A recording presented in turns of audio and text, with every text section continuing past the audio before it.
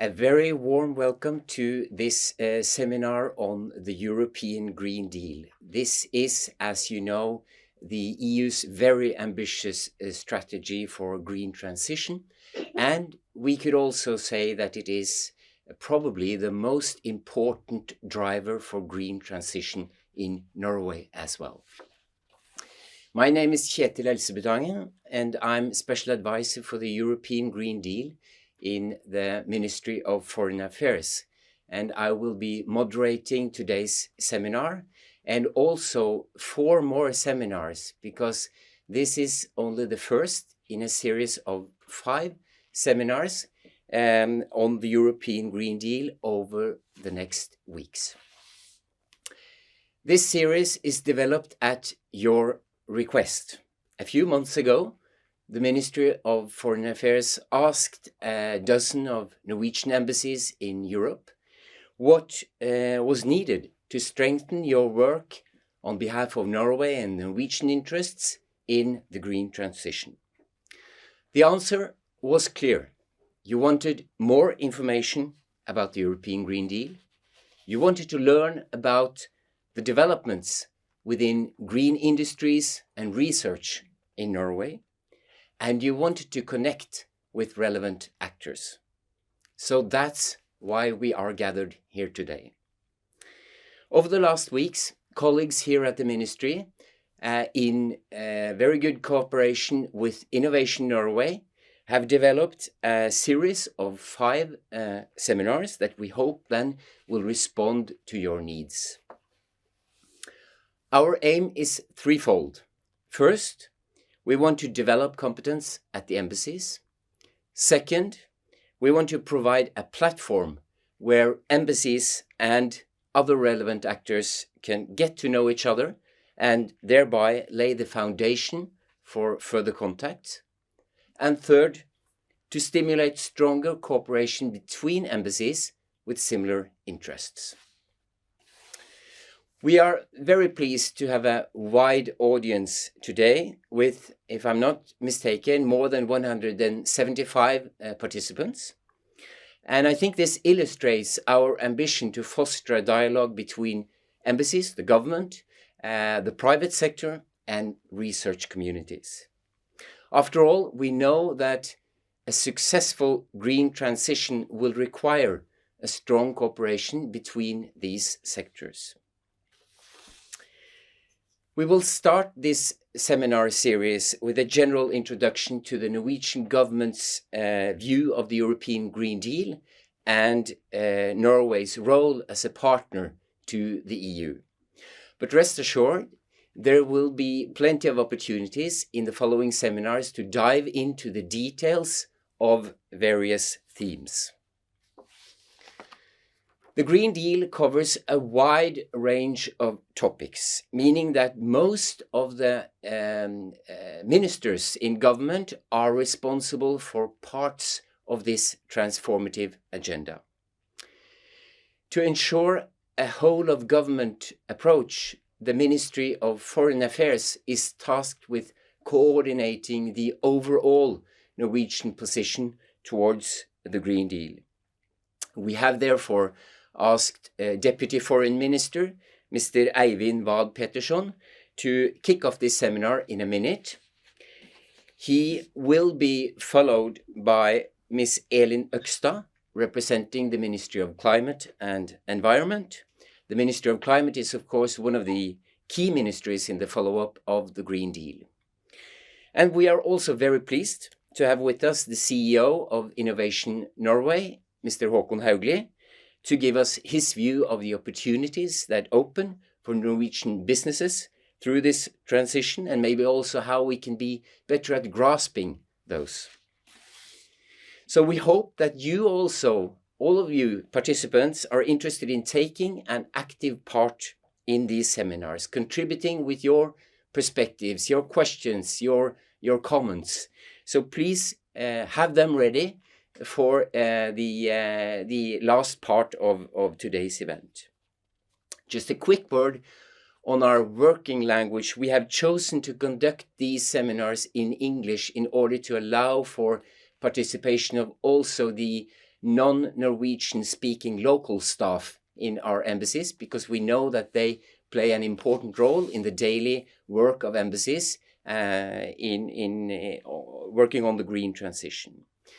And finally, let me also mention that due to COVID-19, we would have to make a few adjustments to the seminar, but I will ask for your understanding for that. Without further ado, I will then now invite the Deputy Foreign Minister to take the floor. Please, or the screen rather, please, the microphone is yours. Thank you very much, Kjetil. I'm very glad to be with you all digitally, taking the digital floor, so to speak. In the years ahead of us, Norwegian economy and society will undergo fundamental changes. There is an urgent need to speed up the transition to a sustainable, climate neutral and green future. This must be done without endangering employment or social stability. For Norway especially, as a major producer of oil and gas, the phase-out of non-renewable energy will require a readjustment of our entire economy. The EU has embarked on an ambitious road to green transformation, embodied in the European Green Deal strategy and the Fit for 55 package on climate, energy, land use, transport and taxation policies. The aim is to reduce greenhouse gas emissions by at least 55% by 2030 and turn Europe into the world's first climate neutral continent by 2050. The European Green Deal is still a work in progress, but the course is set. Norway shares this vision, and we want to be a partner and contribute actively to its implementation. Open markets and international trade are crucial for a successful green transition. The EEA agreement is the cornerstone of our cooperation with the EU. It extends single market rules to Norway, and this is important also in perspective of the green transition. We will continue our efforts to maintain the integrity and well functioning of the EEA agreement and the single market. We also have a close climate partnership with the EU through the agreement to cooperate on the 2030 climate targets and participate in the EU emissions trading system. Our efforts in this respect are closely linked to the EU.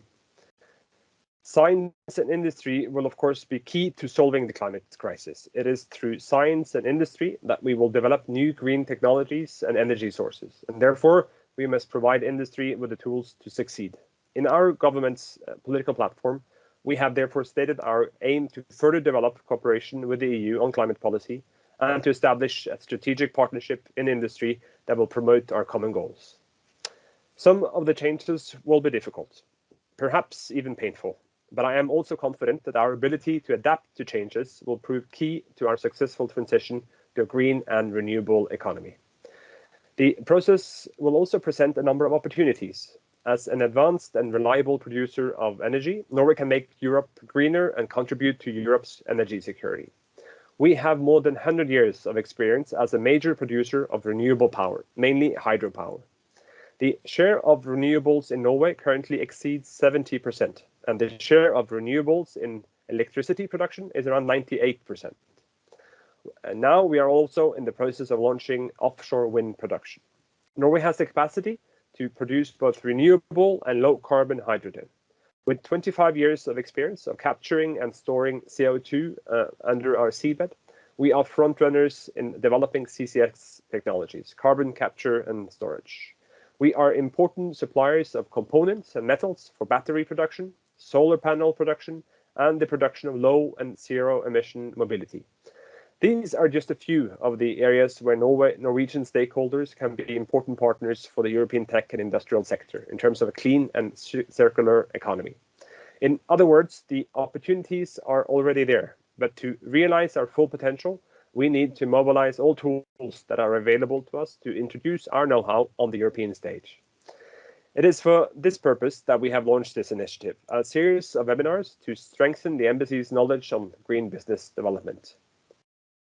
The aim is to increase your awareness of the various stakeholders on the Norwegian side so that you can better identify opportunities for cooperation in your host countries. We have invited all Norwegian embassies in Europe to take part, but we have especially targeted embassies with EEA and Norway grants. Ideally, this will strengthen their ability to identify synergies and opportunities for Norwegian stakeholders in the green technology and science sector. The EEA and Norway grants is our voluntary contribution to reduce social and economic disparities within the EEA region. For this current financial mechanism, 15 countries in Southern and Central Europe benefit from a total allocation of 2.8 billion euros. The funds can be used until the end of April 2024. In addition to reducing social and economic disparities, the grants also aim to strengthen bilateral relations between us and the beneficiary states, and herein lies the opportunities. Almost all programs are to be implemented in partnership with entities from the donor states. In addition to the embassies, of course, a number of Norwegian public institutions, such as Innovation Norway, the Norwegian Water Resources and Energy Directorate, the NVE, the Norwegian Environmental Agency, Miljødirektoratet, and others have taken part as advisors in the programs and have gained valuable knowledge and experience about national policies and working environment in these countries. Through the grants, we have also built significant networks in the host countries with national authorities, private sector, civil society, and others. Our embassies have extensive knowledge of the countries in which they work, of the political priorities, of regulations and how the formal institutions work, as well as of the main industries, who the actors are and what opportunities there may be. Through the grants, we have created structures that facilitate contact and dialogue and provide opportunities for support. We have to consider how we can capitalize on the platform we have already built. Programs under the grants support innovation and research, sustainable environmental management, climate change adaptation, energy efficiency, and increased use of renewable energy. 13 of the 15 recipient countries have programs that support the Green Deal, with a value of around 500 million euros. Negotiations with the EU for a new financial period of the grants are expected to start in the coming months. The European Green Deal will be an important area of support also in the future. Great momentum has been established by the European Green Deal. Political interest in the beneficiary states has been spurred, and significant opportunities for green investments and business have been created. We stand ready to assist in any way we can for you to explore the opportunities and establish business partnerships. Thank you very much for your attention. Thank you so much, Deputy Minister, for your introduction. We would, of course, very much have liked to have you with us here, including for a Q&A session, but we are fully aware that many households are struggling a bit these days due to COVID-19. So we thank you so much for your time, and we're looking forward to hearing from you more at the next opportunity. Thank you so much. So our next speaker is Elin Økstad from the Ministry of Climate and Environment. She's a senior climate advisor there in the Department for Climate. And of course, the Ministry of Climate is deeply involved in the work on the European Green Deal. Just to give you one example, they are right now developing Norwegian positions to some of the core elements of the Fit for 55 package, such as the proposals to revise the EU ETS, the effort sharing regulation, and also the land use and forestry regulation. But in the context of today's seminar, I would also point to the fact that this is a key ministry when it comes to the new government's ambitious agenda for speeding up the green shift in Norwegian businesses and industry. So with these words, please, Elin, the floor is yours. Thank you very much, Kjetil. And my presentation will take you a bit more down to the basics. We work a lot with climate knowledge. We do assessments, and we try to have the general overview of climate politics in Norway and their consequences. So when I talk on behalf of the Ministry of Climate and Environment and Green Transition, it is important to stress that it encompasses both climate and the environment. We have become very aware that nature, biodiversity, and climate are intertwined. That is clearly shown by reports from the IPCC and the Nature Panel. So I'll just take one step to show you our climate goal, the Norwegian climate goals. And it's a recap for most of us, but I think it's important to remember. Norway have strengthened our 2030 climate target, and they are now in line with the EU climate target. For 2030, our target is to reduce emission by at least 50% and towards 55% compared to 1990. And also for 2050, the target has been enhanced, and we have to reduce emissions by 90 to 95% compared to 1990. As we all know, that Norway and Iceland and EU have an agreement to cooperate on climate targets. And under this agreement, Norway will take part of the EU legislations from 2021 to 2030. So we have ambitious climate goals, and there will be a lot of decisions to be made.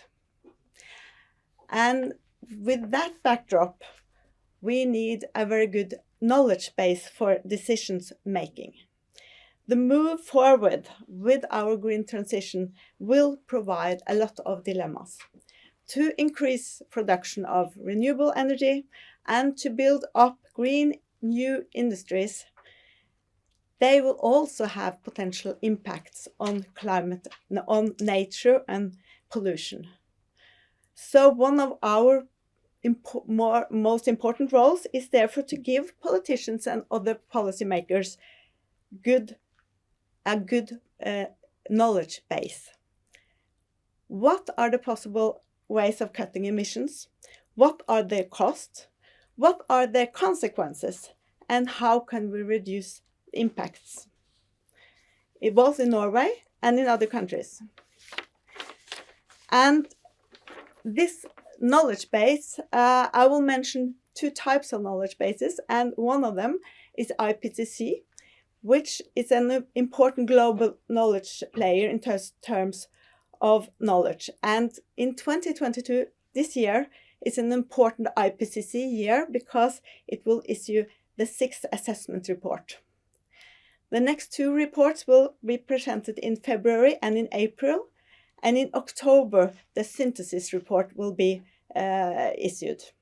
And so I will advise you to stay tuned for these events, as they are the most important global knowledge base on climate.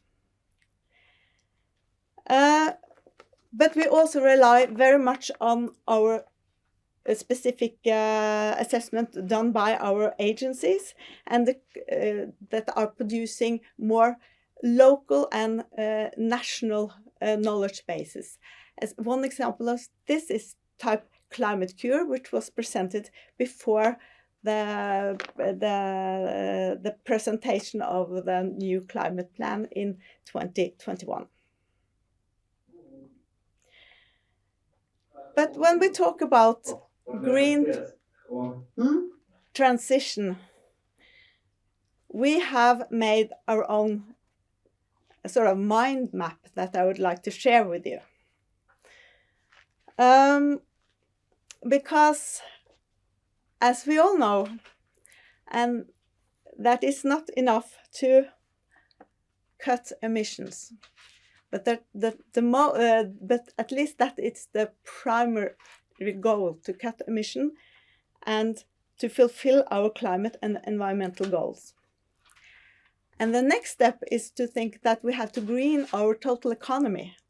We have to be able to create a society where we both can live normal lives, we can have jobs, and we will have a good life in all the aspects that we think about it. And at the same time, we will have to make it possible for our industries and businesses to be able to compete in a market where there are strong policies on climate and the environment. This is our concept of a green transition. And we also need policy instruments targeted for all these levels of transition. And some of the most important instruments for green transition is, of course, research and innovation. And EU is a very powerful ally in that respect. Assessments say that Norwegian participation in Horizon 2020 has increased quality in the Norwegian innovation and competitiveness. And Norwegian companies and research institutions have been granted 2.9 billion crowns for participation within climate, environment and energy up to 2020.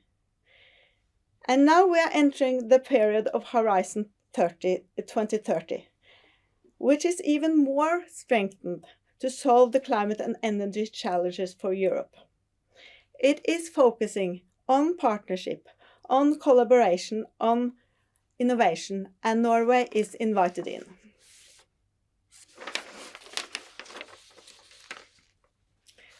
In Norway, Enova is our own organization which also organizing Norwegian participation in the EU Innovation Fund, as well as the Norwegian participation on IPCEI on hydrogen. And these are also very important gateways for our industry for collaboration and development of important industry on an European level. But back to the basics again. My ministry is also responsible for monitoring and reporting on the development of the climate goals and the climate budget with EU. The annual budget proposition issued every October include a reporting on how we fulfill our climate law, but also our climate obligations. And if we look at the first figure, we see that climate gas emissions are going down in Norway, but until now, quite slowly, at a very slow pace. The projections for 2030 show that we probably are on a downward path, but the climate plan for 2030 show that there are more political measures needed to increase speed and to bend the curve further down. Land use is very important, both in terms of climate and in terms of biodiversity.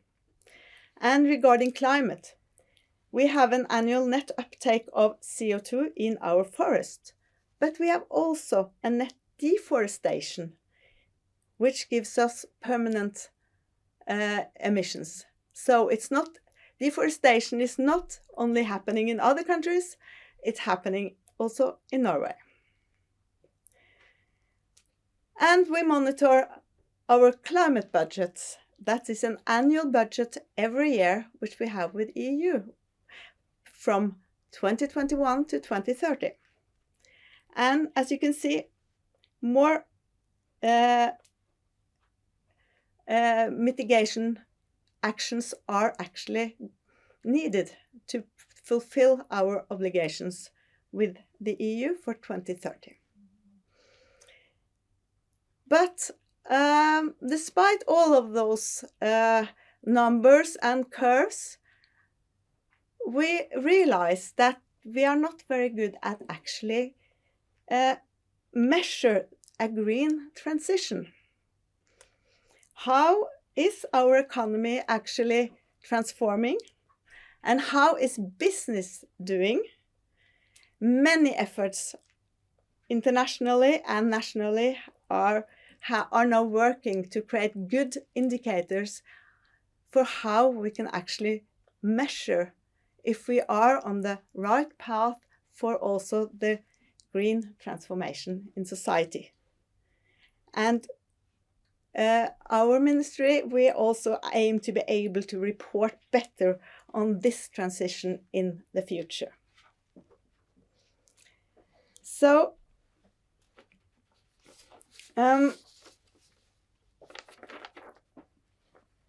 we've also drivers for the green transition is very important. EU has a very holistic and cross-sectoral approach to green transition. and industry is a vital player. EU policies goes fast and has very high ambitions, and the Norwegian government support very much this approach. And some of the main drivers in the European Green Deal we have identified as the following. We see that the Fit for 55 package in general is a very important driver. It widens the scope of the ETS by including more sectors, and it increases the ambition. And all this together will probably lead to much higher prices on carbon. We now see prices on of 50 up to 50 euro per ton, and projections show that this can go even further in the years to come. And carbon prices is of course a very important driver for the green transition, as it both makes it more costly to pollute, but it also makes it more important to transfer to more greener solutions. Another type of driver is the schemes and programs for grants and investments for development of new technology and renewable new energy. Green finance we believe is a very, very important driver for a green transition, because it's most important to shift public and private finance towards a more climate-friendly investments. The taxonomy will help investors to reduce their climate risk and finance green solutions, and companies will work to fulfill their sustainability criteria of their activities. A very powerful tool for green transition. And last but not the least, EU provides a framework for more efficient and circular economy, and with more sustainable products. And future product regulations in EU will be focusing on circular products and documentation of environmental products footprints. So, one final message: we need to speed up the pace of the green transition, and because we still have a very long way to go. Thank you. Thank you so much, Elin, for these words, for reminding us of both the importance of nature and climate, and also for drawing up some of the dilemmas or challenges in measuring green transition, etc. The next speaker, I believe, is a familiar face to many of you. Mr. Håkon Haugli is the CEO of Innovation Norway since 2019. And I believe that also many of you have extensive experience working together with Innovation Norway in your country, trying to promote Norwegian businesses. And I also know from earlier meetings that you are passionate about the opportunities that open for Norwegian businesses through the European Green Deal. So very much looking forward to hearing your take on this, please. Well, thank you very much, Kjetil, and dear friends and colleagues out there. We are in Innovation Norway thrilled to partner with the Ministry of Foreign Affairs on this series of seminars. Also thrilled to partner in the various Team Norways around the world on grasping the opportunities that the green transition provides. And yes, I am enthusiastic because the Green Deal is not just a climate strategy, it is also a business and growth strategy. What we are seeing is that our most important trading partners are now looking for solutions which I claim no other country is better suited to provide. Norway has a fantastic starting point. I know that many of the people that our colleagues interact with are staggered to know that more than 90% of all new cars in Norway are electric. It is just one sign of the transition happening in Norway and a symbol of the kind of competence and technology that we are able to provide to the world. And as the Deputy Minister pointed out, this is not something new. We are a superpower in everything electric. We have more than 100 years of hydropower experience, more than 60 years of oil and gas experience, and we are a big provider of solutions within solar and wind energy. The energy transition is important. It provides great opportunities for Norwegian businesses, but let's not forget that the Green Deal is not only about energy, but also on other transitions, one of them being the food transition. Norway is an outstanding country also when it comes to food and has great solutions to provide, both in terms of assisting and developing new solutions for food production, both at sea but also on land. Norwegian farmers struggle with the topography and temperatures of Norway. That lays the foundation for technological advances that gives us a foundation to take these solutions out into the world.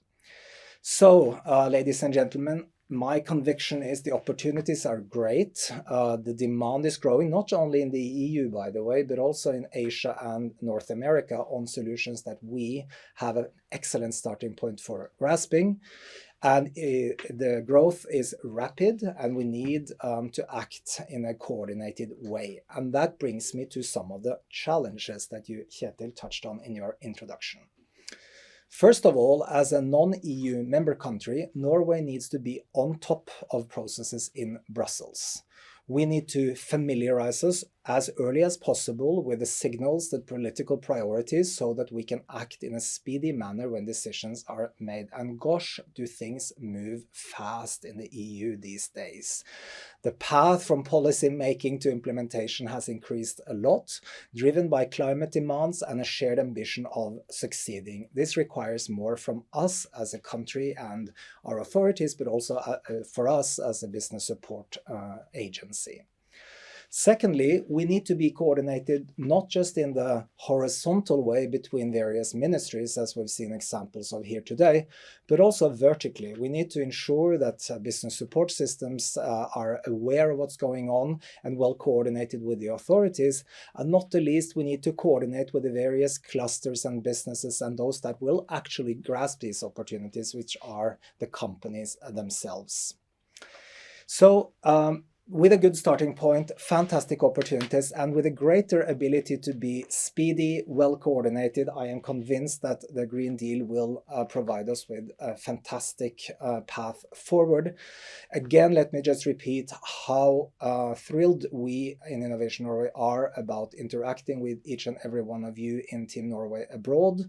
The work that needs to take place does not happen in Brussels, although it will also happen there, but it happens all across Europe in interacting with local authorities and businesses across Europe.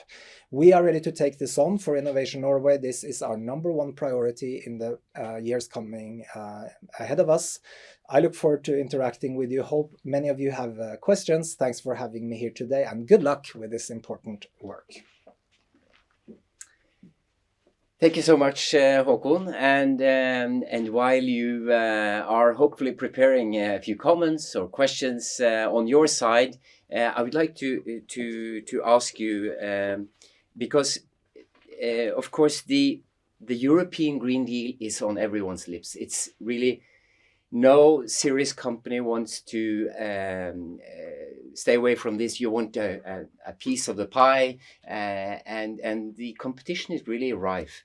And how do we ensure that we retain our sort of position in that race towards grasping those opportunities? Well, it's an excellent question. A good starting point is just that. It's a good starting point. So we need to ensure that we do a number of things in order to translate our strengths into actual business opportunities. Something very close to home is how do we interact in a very sort of contract near window? How do we bring companies into the decision-making processes of potential buyers? But also, I think on a policy level, we need to make some priorities. We need to select some areas that we wish to succeed with and prioritize those in terms of research funding, innovation tools, and export strategies that are coherent and that we are coordinated about. So there are some things that we need to do. And yes, it's a really tough market out there.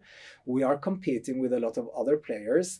But let me just make one remark on that as well. I think within the Nordics, the European Green Deal primarily provides a foundation for greater cooperation. We recently signed an agreement with Business Finland and Business Sweden, where the rationale is that as small countries, we are actually better positioned together with complementary technologies than as separate countries with only competing areas of competence. So you're pointing to the fact that we need to find complementarities.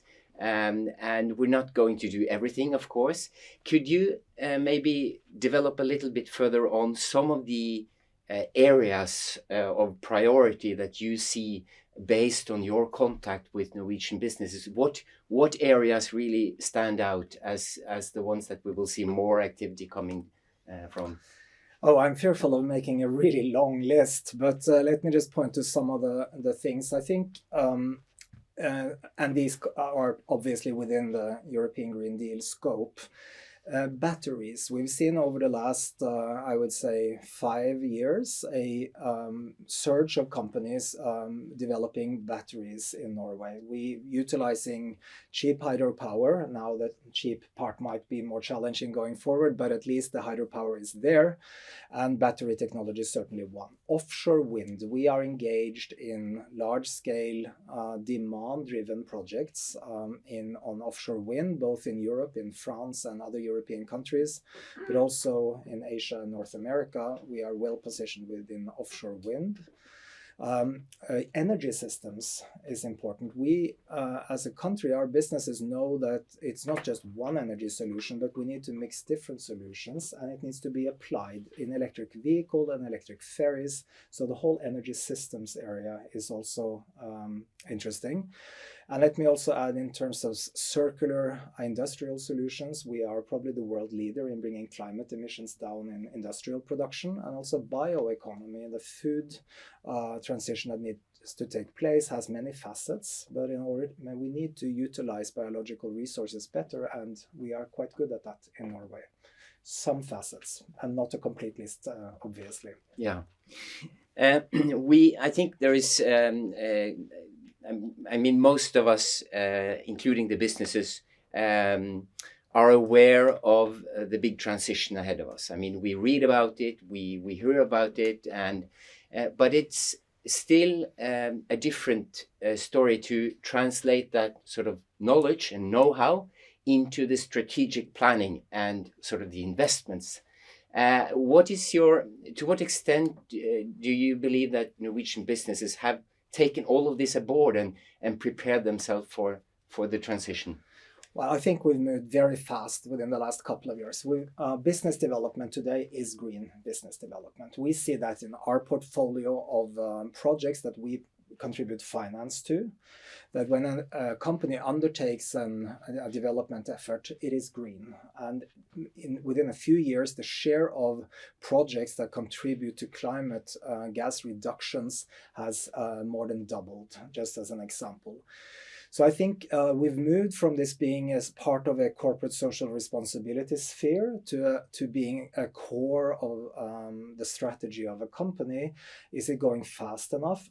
Certainly not. It needs to happen even faster, but we are certainly on the path of that. And I think all across, I think the word sustainability or green is probably the most used word in Norwegian boardrooms today, and that's great.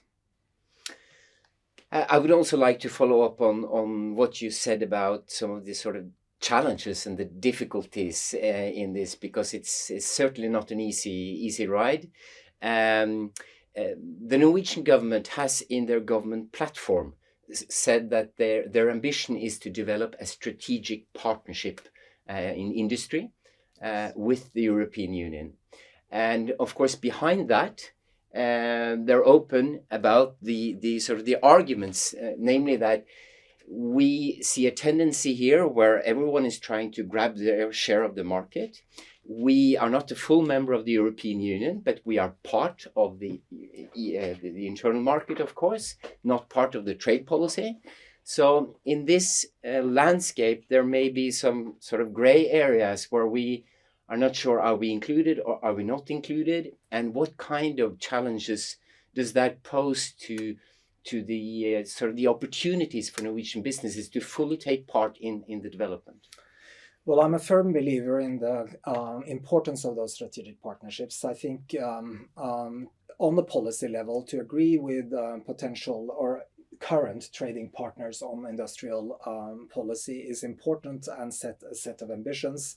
But your question also covers the toolbox that the European Union has provided. And at times, and I hinted at that in my introduction, we spend too much time analyzing and looking before we act on the specific opportunities. We've seen a couple of examples where Norway has missed out on opportunities provided through the European Green Deal and the EU frameworks, and we need to ensure that at least that's an educated choice that we make and not just happens by coincidence or we spend too much time.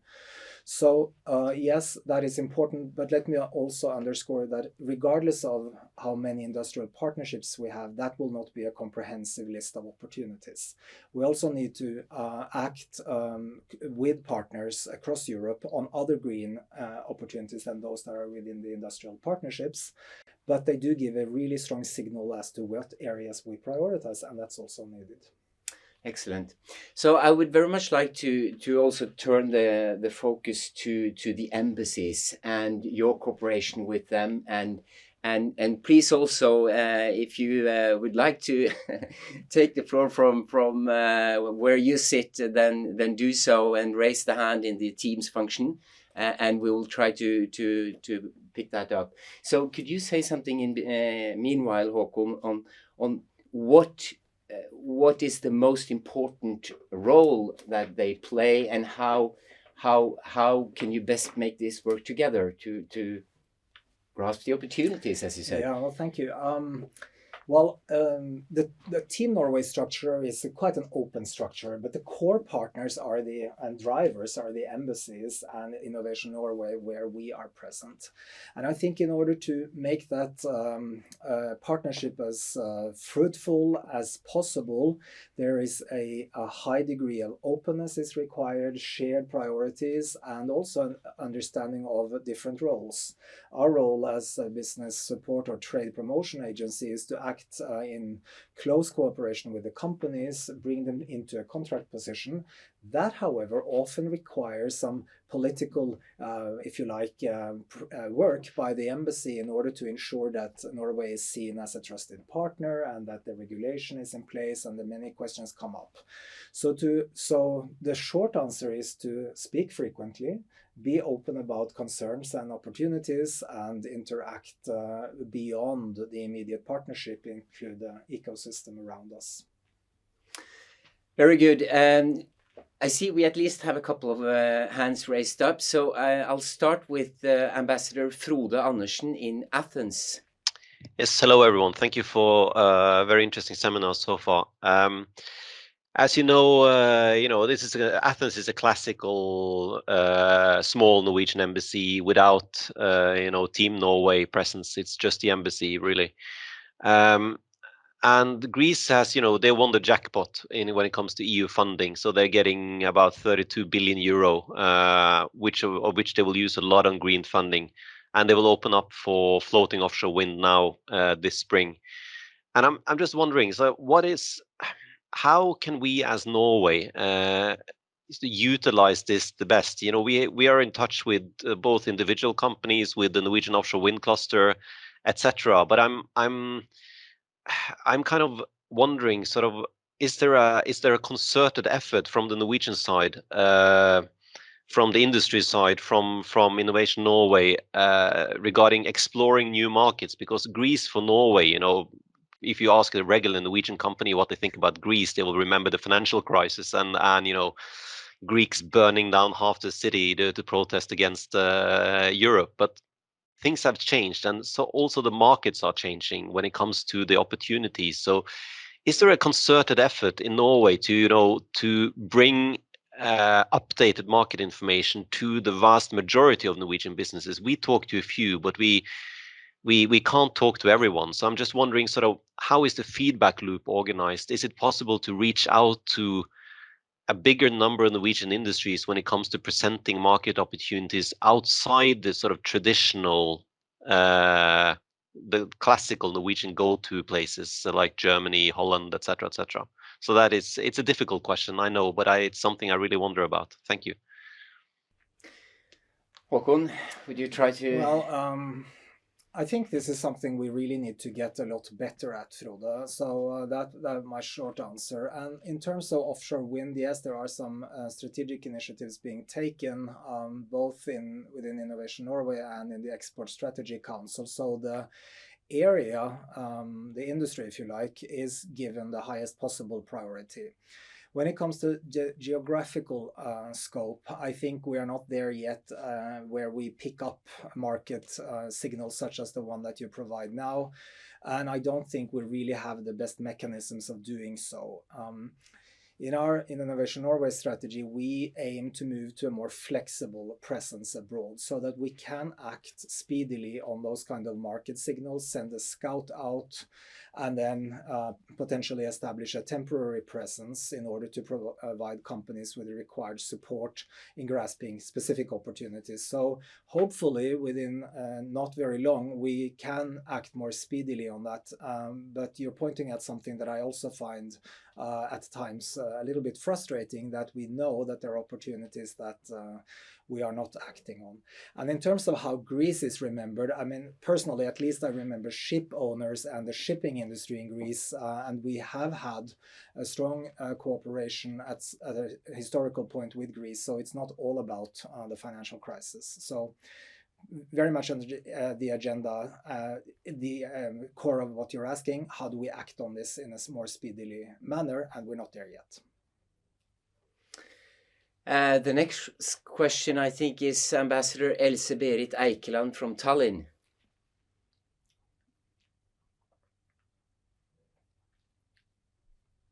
I think you're muted, Else-Berit. No. Yeah. After almost 2 years on digital meetings, I'm still muted. So thank you for organizing this very exciting seminar. Thank you for the very interesting participants, the speakers. And I think I just want to follow up what Frode just mentioned. I think it's important for all of you in Oslo to focus more on not only on Norwegian policy, because most of us, we know kind of the Norwegian policy. It's good to be reminded that Norway is a world leader on electric cars, on sustainable development. But I think, and it's important to remember that EU is important for Norway, but most of us are posted in bilateral embassies. We're in small capitals in Europe with huge potential. We work with Innovation Norway, but in the framework of the EEA agreement and Green ICT. And sometimes I feel we are kind of competent in translating this Norwegian policy, business, to a local market, to national policies. We try to organize business, we organize trips to Norway, digital meetings, but it's very difficult sometimes to have a voice in Norway. We have difficulties to get meetings with the different ministries, Innovation Norway, and we need, if we are going to be realistic about really making Norwegian influence on this in Europe, we need to stop, or we need to start thinking about a new structure, and also how we can be more realistic about promoting the green shift. So my kind of question to you is, how can this be changed? not like with a new committee and looking at Innovation Norway, a new presence, but to be realistic. How can I, tomorrow when I meet the deputy minister here, talk about the possibilities to work with Norway and be realistic about it? So we need to have a coordinated effort to look at the countries, maybe with inside the EEE agreement with the EEF funding, because we have great possibilities. And there's huge interest from a country like Estonia to work with Norway on offshore wind and also with the green shift. And for us in Tallinn, this is the #1 priority, both when it comes to EEA, when it comes to the Norwegian presidency of the Nordic Council of Ministers, and when it comes to the Norwegian government's foreign policy. But somehow we need more realistic support from all of you at home, and not only Innovation Norway, but also the different ministries. And when we ask our deputy secretary or minister to speak at a digital meeting with the Estonian minister, we would like a quick response. Yes, we would like to do that. So we are a team, not kind of separate embassies working with a kind of a with a framework. So I think that's our wish and our dream from Tallinn, to be competitive. Thank you. Thank you, Elsebutangen. Would you like to comment on that? I'm not sure that's directed only to me, but I think that's absolutely a valid and a point that I agree with. I think the opportunities are great. There are probably too many for us to grasp as a country and as for Norwegian businesses. That requires us to make priorities. But we need to act on those that are identified and that we do believe in a coherent manner. And I think there is coordination that needs to be better, both within our partnership between Innovation Norway and the Ministry of Foreign Affairs, but certainly beyond that with other players. And so I'm not sure that's to the extent that I can answer your question. And obviously it's also a question of resources, where we have our presence abroad and how we apply the various instruments that we have to our disposal. No, and I would also like to comment on that, Elsebutangen, because I think you are reminding us of one important point, namely that our engagement with the European Green Deal should not only concentrate on Brussels, and I think Håkon also said this earlier, and as we are now between different ministries working on developing a strategic partnership with the EU, that must also include EU member countries, meaning that we cannot only focus on what's happening in Brussels, but certainly the realization of, or to say the content of an industrial partnership will find its place in the countries. So we certainly need to have this focus on bilateral possibilities for cooperation as well. So that's a very useful reminder. And as to more sort of the specifics and not the general overview of Norwegian policy, I hope that we will be able to come back to that in the following seminars, but we had to start with the overall broad picture. Maybe I could just add one more thing, and that's the cluster structure that we have in Norway.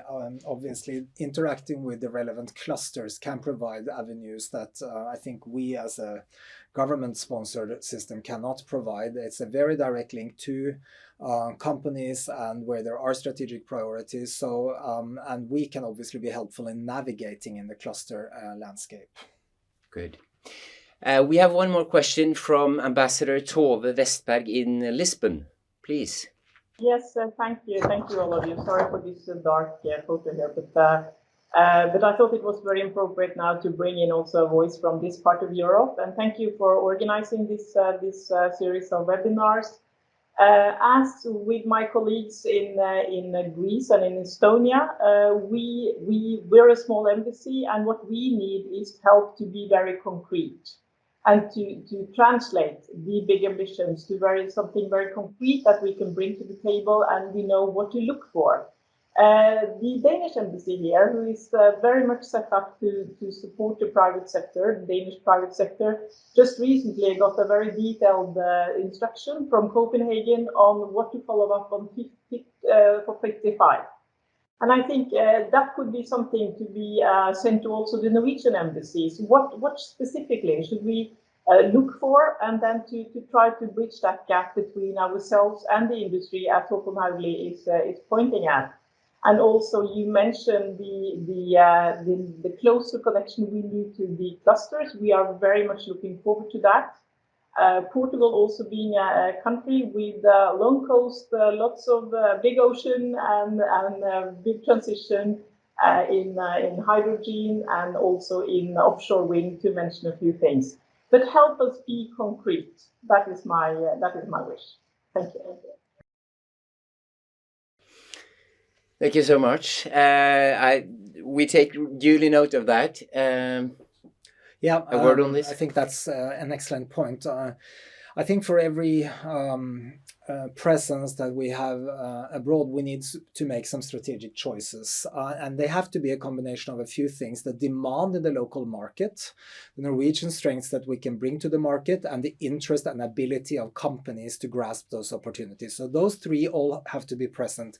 And that reduces the room for development. And I think in the where Innovation Norway is not present, we need to do that in a different way. And so Tove, your point is very well received. Thank you so much. Very well. I think we are now approaching the end of today's seminar, where the idea has been to sort of set the scene and prepare the ground for more detailed discussions on various topics later on. We've heard the Deputy Minister confirming the political will to engage in this transformative agenda. We heard about the opportunities, but also about the competition, which is rife. We've been reminded of the importance of both climate and nature when we work on this, and also, of course, some of the challenges concerning coordination and our ability to be on top of things in Brussels, but also how we make sure to prioritize the bilateral cooperation. So with this in mind, we will focus our next seminar on how to identify opportunities and couple relevant actors and projects. And this will take place next Thursday, January 27th. And then in our third seminar, we will focus on CCS and renewable energy, including solar power and offshore wind. And in our fourth seminar, we will concentrate on green shipping, hydrogen, and batteries. And then in our fifth and final seminar, we will try to share the experiences and lessons learned from this series. I should also mention that the live seminars are supported by a digital course named the European Green Deal, Political Priorities and Opportunities for Business Collaboration. It is on the learning platform where MFA participants can find curated information. And the recording of the seminar will be made available on Læringsplattformen, which is available to in-house staff and embassies, but also on Innovation Norway's competence platform, which is open to everyone. And on both of these platforms, there will be other relevant information made available as well. And with this, it's time to wrap up. Thank you again for your participation, and looking very much forward to seeing you again next week. Goodbye.